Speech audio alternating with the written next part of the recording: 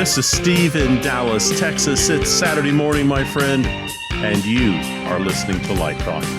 Good morning. This is Brackley in Las Vegas, Nevada. And today we're discussing how much do stagehands make, sidelight in thrust theaters, and why does collaboration fail on Light Talk. And this is David coming to you from the beautiful neighborhood of Belmont Shore in Long Beach, California. And if you don't already know, you are listening to Light Talk, and we are the Lumen Brothers. And today, once again, we have Brackley with us, sitting in for Stan. Yay!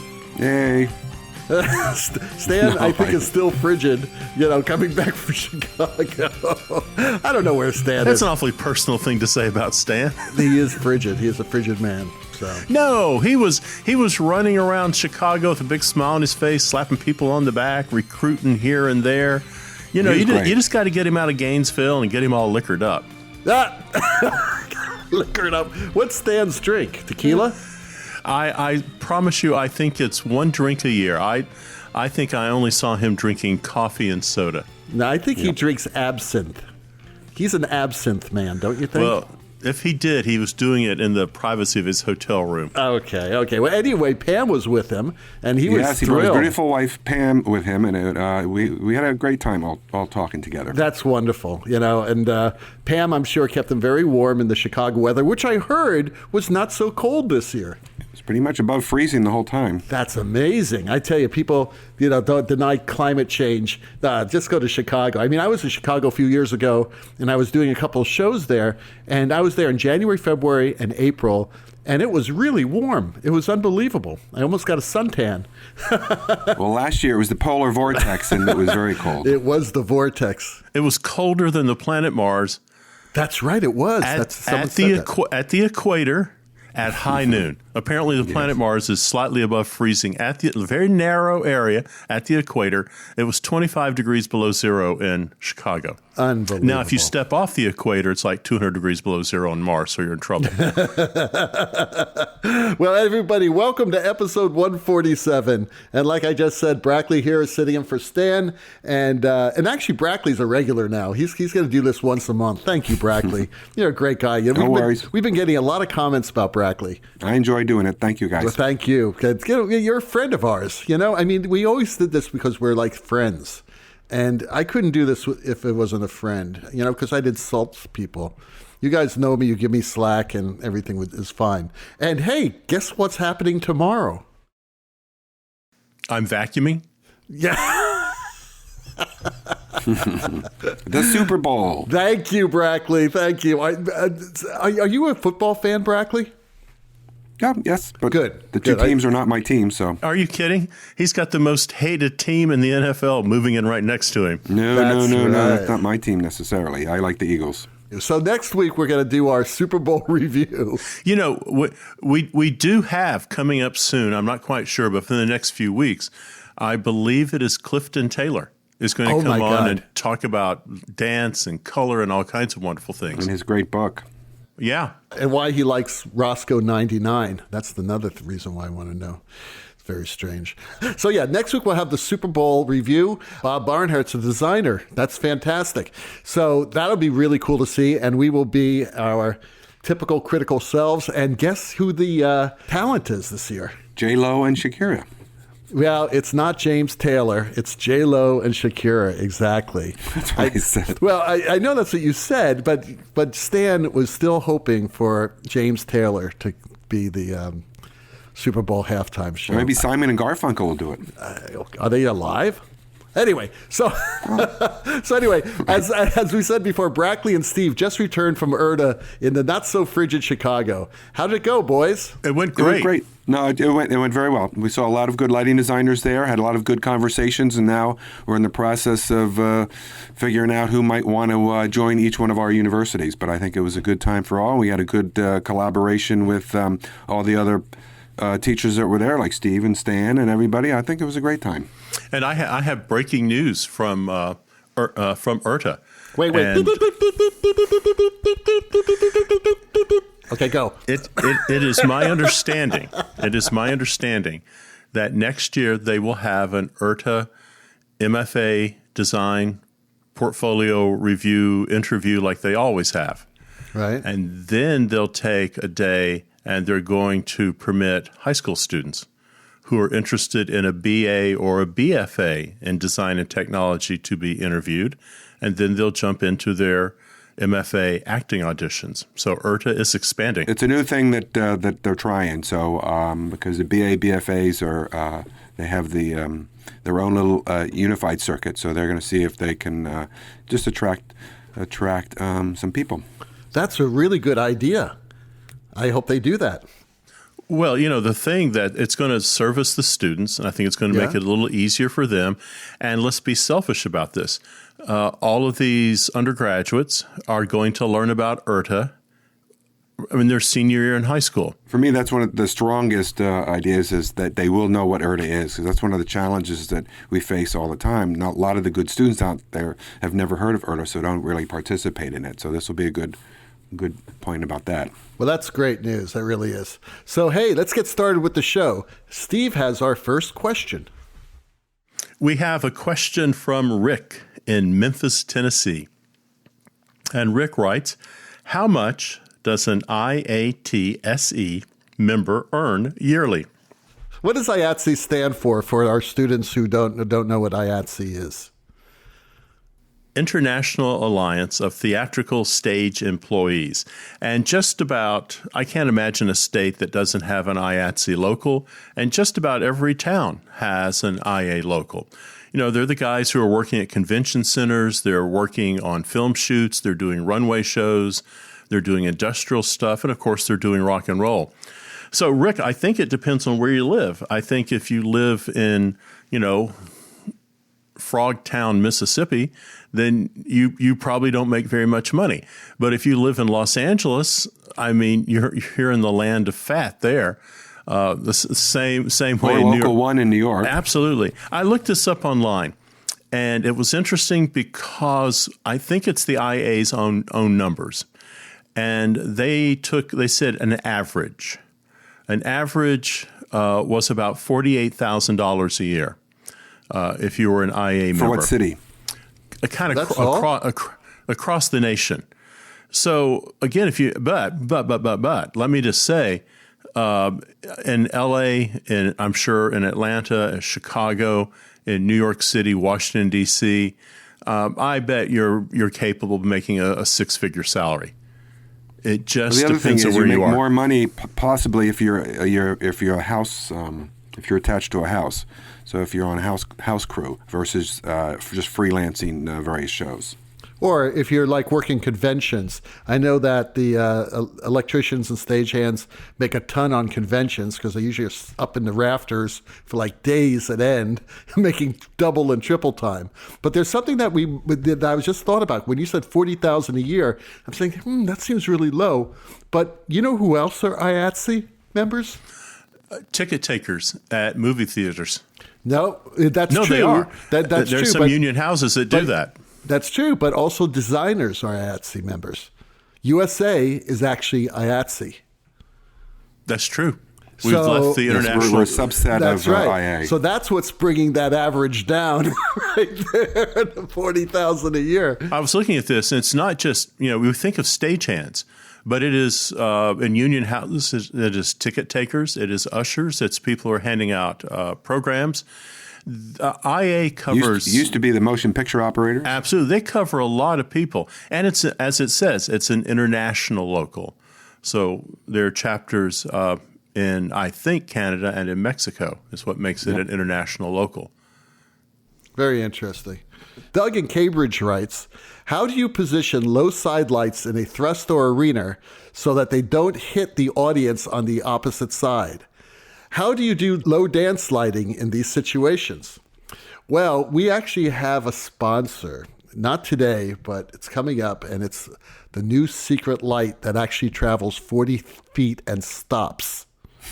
Literally stops. No, Lumen Suck's been around for a long time. Right. No, this is... Is it a lightsaber? It's not a lightsaber. It actually uses the black holes of physics as part of its technology. We're going to find out more in a couple of weeks. That's just a tease. But I actually went and saw a demonstration of this light.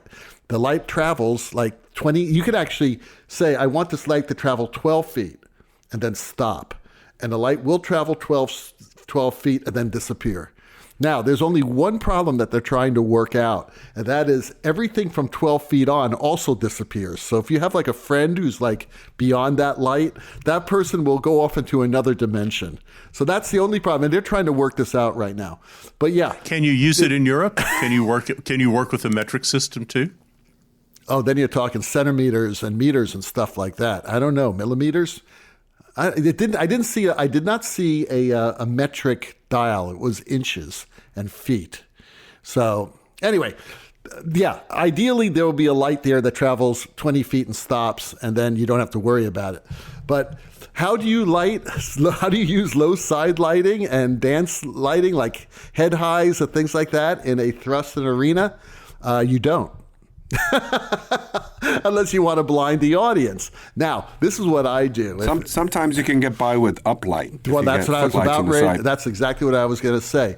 You can use shin kickers, but then still you're not going to be able to open up that bottom shutter. So you're going to have to close that bottom shutter so that it's above the audience's heads, which tells you right now why it's so important for architects to keep the theater walls dark. Very, very dark, so that, the light is not going to be so obnoxious. Sometimes you can't help but hit the side walls in the theater with light, and that's okay. You like embrace it. You use those shadows as part of the moment. But the darker the material and the paint treatment on the wall, the better off you're going to be, so that you don't see so much. I don't know how many theaters I've seen with white walls. Yeah, well, it's funny. I do a lot of work in Venice. And there's one of the most beautiful opera houses in the world there called Teatro La Fenice.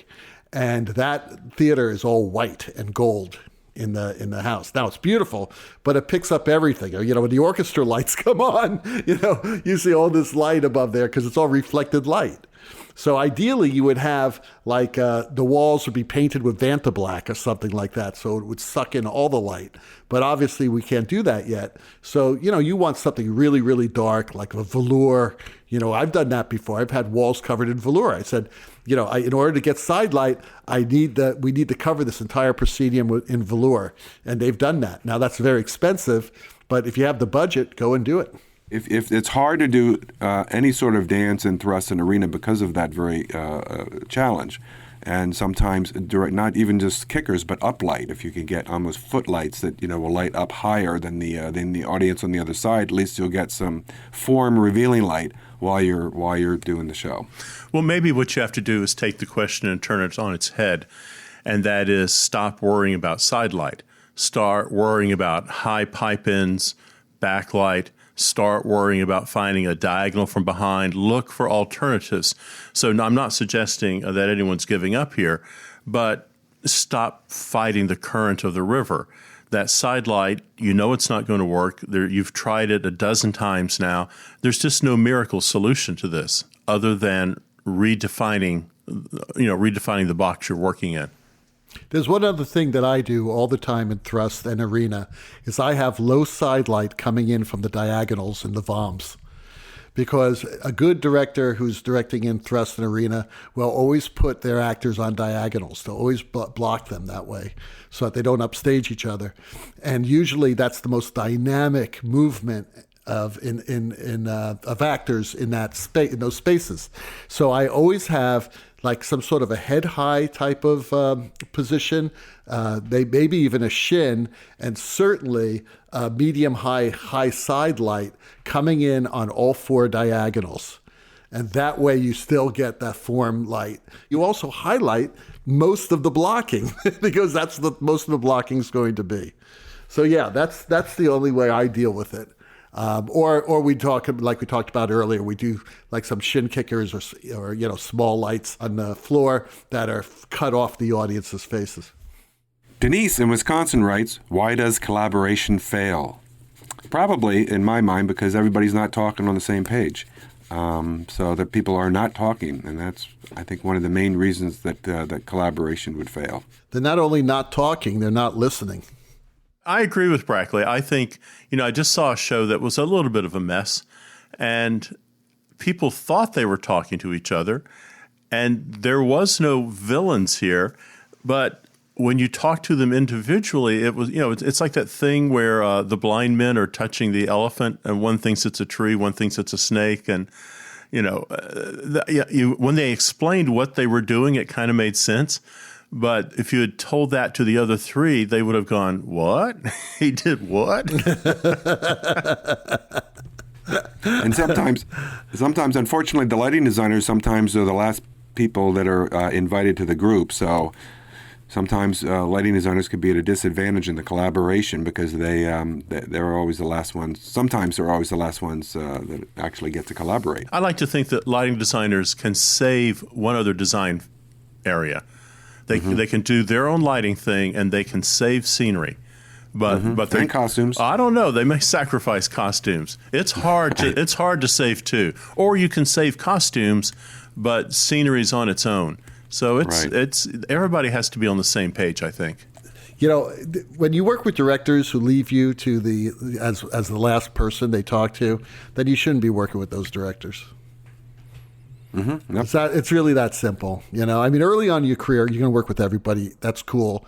Some people don't respect you as you need to be respected, but, it may be a connection. But when you reach a point in your career where you have a choice, don't work with people who leave you in the dark and then at the last second say, "Oh, by the way, this is what we're going to do," So that's a lack of respect. I think we can kick this right back to the last question about why sidelight is difficult or doesn't work in a thrust theater. In a truly collaborative world, when you're sitting there talking with a team, and the director says, "And I love that sidelight that you always use in dance. Let's have lots and lots of kickers." Now is the time to be honest and say, "No, it's never going to work." That's part of the collaboration process too. Now, I think you're obligated to say, "I have some alternatives," as opposed to just go, "No, it's not going to work." Yeah, I mean, and it's like, okay, why are we doing this in the arena stage, or why are we doing this at the Guthrie? But you can, as long as you warn them what it's going to look like, and because the director may embrace that. When I said earlier, embrace the shadows, I agree. I think that's really how you do it, and we talk about those shadows, and all of a sudden it's part of the show. So I see no problem with that. But then I'm a guy who loves shadows, so. You are listening to Light Talk with the Lumen Brothers. Light Talk is sponsored by the good men and women of the TL Electric Company of West Virginia. You remember them. They cut their innovation teeth with the Juice Hose Junior, and the Never Trip Breaker. Why, last year, they gave you the Citispell Focus Tool. And now, they introduced the latest in design assistance, the Lighting Twister Mat. Just like the original Twister. You remember, it's played on a large plastic mat that is spread on the floor. The mat has 6 rows of large colored circles on it with a different color on each row: red, yellow, green, blue, and so on. A spinner is attached to a square board and is used to determine where the player has to put their hand or foot. After spinning, the combination is called for.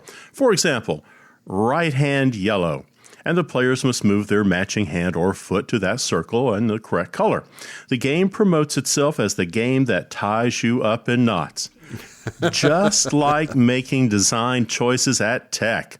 Now, when the director and the designer are at odds over a lighting cue, they can take their places on the lighting twister mat, and the stage manager will spin the spinner. Over the course of a few minutes, a new cue is built. The 6 rows of colored circles contain information about color, intensity, fade time, focus palettes, specials, and my favorite, programmer's choice. Oh, wow. Twister brings back a lot of good childhood memories. I remember playing this a lot when I was younger, and it was so much fun. Every game is so different because the spinner dictates the moves and everyone needs to follow. Just like at Tech, when the stage manager has an opinion, the conductor has an opinion, the director has an opinion, the producer has an opinion. Forget that noise. Lighting Twister. Put them on the mat, spin it, and see what happens. Super simple yet entertaining. Just like the theater. Suitable for design ages is 6 to 60. The Lighting Twister. Shipping now for Easter. That's great. And now, back to Light Talk. Well, the sound of those ducks in the background tells us that once again it's time for Let's talk about. So today's Let's Talk About is actually just been inspired because I just sat through a 2.5-hour faculty meeting, and we were talking about a number of things. But one of our colleagues basically said, well, maybe we should be doing MacBeth next year. And I must tell you, I had like 20 people go, oh my God, no, the Scottish play. Oh my God, oh God. Well, first of all, this may be, it was crazy. It's like a stupid superstition. It really is. And why are theater people so superstitious? First of all, we weren't even in the theater. We were in a classroom away from the theater. But people still freaked out that this person actually said MacBeth. So I don't get that. So anyway, while the faculty was talking about some weighty issues like financial aid, things like that, I whipped out my little iPhone and I looked under theater superstitions, and I found a list, the top 10 theater superstitions. And just so you know, and I'm just going to list them off, and then we can talk about them, or silly ones and things like that. Obviously, the Scottish play, which is the one that you can't say MacBeth in the theater. You have to say Scottish play. And if you say MacBeth, you got to run outside, you got to curse, you got to spit, you got to turn around 3 times. Apparently, that's how you get rid of that superstition. Excuse me, I'll be right back. Where are you going? That was part of a joke. You just said I need to go outside. Never mind. I'll be quiet. You see, that's like standing in front of the mirror saying Biggie Smalls, Biggie Smalls, Biggie Smalls. Biggie Smalls. Right. Or Beetlejuice. Okay, another one, believe it or not, are blue costumes. Wearing blue in the theater. I've never heard of this. I hadn't either. Putting 3 lit candles on stage. Putting peacock feathers on stage. Okay, either in costumes or as props. Oh, and this is one we all know. You should never give flowers before the performance. You give flowers after the performance. Apparently, it's bad luck to give flowers to the actors before the performance. And after closing night, good luck is to give the director or the leading lady flowers stolen from a graveyard. So first of all, you got to find it. These are very silly. You got to find the graveyard first. Oh, also mirrors on the stage. Apparently mirrors on the stage is bad luck. Well, we saw all the bad luck that chorus line went through for all these years, right? Also, apparently theaters must be dark for one night a week to allow the ghost of Thespis to haunt the theater. That's why Mondays are off. You thought it was a union thing, didn't you? All right. You know about ghost lights, where ghost lights come from. It's there so that the ghosts have light at night to see where they're going. I didn't think ghosts need light, but apparently they do. I thought they could always see in the dark. Right. And then we have the most ridiculous one, well, maybe the second most ridiculous one, is saying to an actor or to a designer, break a leg, right? You never wish somebody good luck in the theater, because apparently they will break legs. So those are the top 10. Do you guys have any comments about any of this? Besides it being pretty silly. They're totally silly. And why are theater people so silly? Oh, you left one out. Which one? I think you did. I'm not sure. I was really pondering blue costumes here for a while. Whistling in the theater. Oh, yeah, whistling in the theater. I left that out. It's here, right here in the listing. Whistling in the theater. Well, we know where that comes from. Sure. For those who don't, that traces back to people were giving commands by whistling in the theater. So you might inadvertently whistle and a set of legs fly on you. So why are theater people so suspicious? Well, I would say I only know 2 types of theater people. One has memorized every darn show tune from the 1950s and are perfectly happy to sing it, at your party. Right. And oddly enough, the other one has memorized every athletic stat known to man. They can tell you the year that, some football player gained 3 pounds and how that impacted his running game. So I guess we're just interested in trivia, and maybe that's the superstitions too. We like to share a ghost story around the campfire. I think that's where it comes from, really. From just storytelling? Storytelling. You know, I think that it actually comes from so many tragedies happen in the theater that you have to blame it on something instead of somebody. You know, theater is very dangerous. You know, people get injured all the time. Some people get killed. And you got to make, you know, there's got to be something to blame it on. And you never want to walk under a ladder. That's more than a theater. First of all, you never want to walk near a ladder in a theater. Right. Because there's somebody up there with a mat knife or something like that. No, or a wrench that's going to hit you in the head. Unless you have the TL Landry Electric Company Get a Grip ladder system, then it's perfectly safe. You know, you're true. Right. You're right. We just plugged TL Landry, and I think that we need to send them another bill. So there you go. So, okay, silly theater superstitions. I think we've had our full. And Steve has our final question. You know, I'm kind of liking this. We're starting to get some questions outside our normal bailiwick here. And this is Ross in Indiana. Wait, a bailiwick? What exactly is a bailiwick? It's like a machine that you pull behind a tractor when you're riding it in a kilt. That's a bailiwick. Outside our I'll do it again. Outside our normal wheelhouse, outside our area bailiwick is good. I like the bailiwick. Of our area of expertise. So there's stuff we don't get to talk about a lot. So Ross in Indiana writes, "What is a best boy?" It's a light. I think it relates to the film industry as like a master electrician. Well, no. There's PRG has a light called Best Boy. A Best Boy. I hadn't thought about a Best Boy. They got a Bad Boy too? They have a Bad Boy, and they also have a Best Boy. Shoney's has the Big Boy.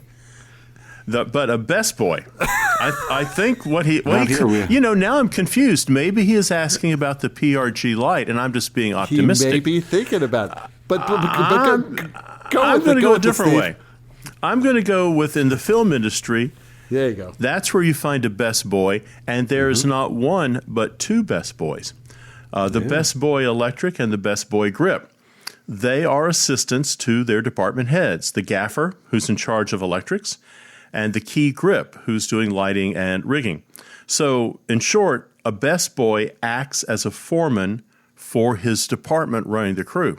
And that little name, Best Boy, allegedly, theater history here, mythology, true fact, I don't know. The story is that one day in a film shoot, someone was doing something and needed some help and looked at a different crew master and said, "Hey, send me your best boy over here. I need some help." So that idea of Best Boy, that is your best trained young man or young woman, or middle-aged man, middle-aged woman, but that is the best person, and you've sent that person over to help, lend a hand. So a Best Boy. But what about PRG? Have you guys used the Best Boy? It's big. 33,000 lumens. So yes, PRG makes a Best Boy. It's a spot luminaire, and it's 33,000 lumens. So yes, there is a Best Boy there. That would be good to use as sidelight in arena or thrust. Yeah, right. Put it on somebody's lap. So Ross, you got a 2-for-1 there. You got a twofer in. That doesn't happen very often. We don't deal with twofers around here. We do 3-fers because we're 3 Lumen Brothers. Hey, get it? Isn't that funny? A menage a trois, as it were. A menage a trois of lumens. Well, that Hammond organ solo tells us that once again, you've spent another morning listening to Light Talk. You can listen to us on Spotify, iTunes, and just about every podcast provider out there. Check out our website on lighttalk.org for future guests, and be sure to follow us on Facebook and subscribe to our podcast on iTunes. That way you will not miss a second of Light Talk fun. No guarantee is offered regarding the accuracy of any statements or opinions made on this podcast. However, if you choose to litigate, the law firm of Fleck, Flock, Flare, and Glare and their paralegal Snoot, will defend us until our retirement funds are depleted. Light Talk is written and produced by the Lumen Brothers, coming to you from Long Beach, Las Vegas, Nevada, and the Republic of Texas. And be sure to tune in next week when we discuss even more amazing lighting and life questions. All that and a new sponsor. Light Talk, broadcasting questionable Lumen knowledge and humor around the world. So we'll see you all next Saturday morning. Have fun watching the Super Bowl tomorrow. And bye-bye from Light Talk. Toodles. Bye-bye.